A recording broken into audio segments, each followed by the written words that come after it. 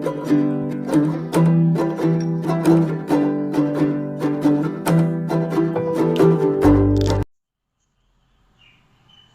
friends, in this video I'm going to tell you how you can enable Draw O to open camera.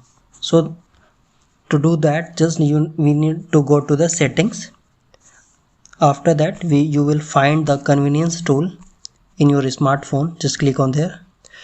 After that you will find the gestures and motions option. Just click on there. After that you will find the screen of gestures. Use specified gesture on the screen for quick access when the screen is off. Okay, you just need to click on there. After that you will find here Draw O to open camera. Just enable this. Now I will show you how you can draw O to open the camera.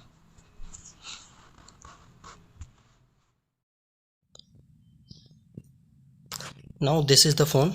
I'm just going to unlock this phone. After that I will draw and you can see the how a camera is opening.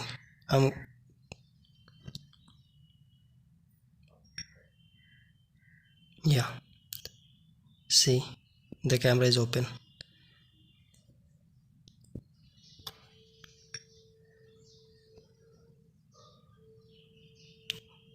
Like this you can open the camera.